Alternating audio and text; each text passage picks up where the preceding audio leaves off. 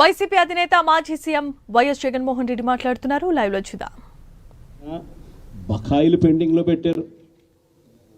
అదే మాదిరిగా మళ్ళీ ఈ సంవత్సరం 2024-25 2025-26కు సంబంధించిన ఈ సంవత్సరానికి సంబంధించి ముందుకు పోవడానికి ఈ సంవత్సరానికి సంబంధించిన విద్యా దీవెన కింద 4 కోట్లు, ఈ విద్యా దీవెనకు సంబంధించి ఈ 2800 కోట్లు మళ్ళీ కావాలి. 1100 కోట్లు వసతి దీవెన కింద కావాలి. ఇవన్నీ కూడా కలిపితే మరో 3900 కోట్లు.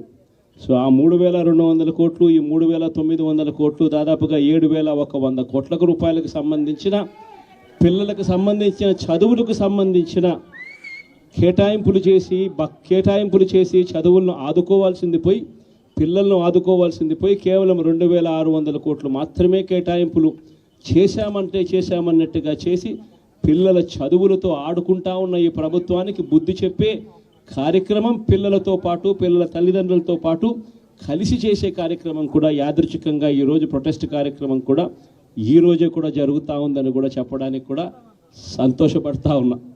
వైఎస్ఆర్సీపీ ప్రభుత్వం ఎప్పుడూ కూడా ప్రజలకు తోడుగా ఉంటుంది, ప్రజలకు ఎప్పుడూ కూడా అండగా నిలబడుతుంది, ప్రజల తరపున ఎప్పుడు గొంతుకై వైఎస్ఆర్సీపీ ఎప్పుడు ప్రజలకు అండగా ఉంటుందని మరొక్కసారి తెలియజేస్తూ ఈరోజు ప్రొటెస్ట్ కార్యక్రమంలో పాలుపంచుకుంటా ఉన్న ప్రతి ఒక్కరికి, ప్రతి కార్యకర్తకు, ప్రతి నాయకునికి, అదేవిధంగా పిల్లల తరపున, పిల్లల తల్లిదండ్రుల తరపున వాళ్ళతో పాటు కలిసికట్టుగా ప్రయాణం చేస్తూ ఉన్న ప్రతి ఒక్కరికి కూడా ఈ సందర్భంగా మీ అందరికీ కూడా చేతులు జోడించి పేరు పేరున మీ అందరికీ కూడా కృతజ్ఞతలు తెలుపుతా ఉన్నాను.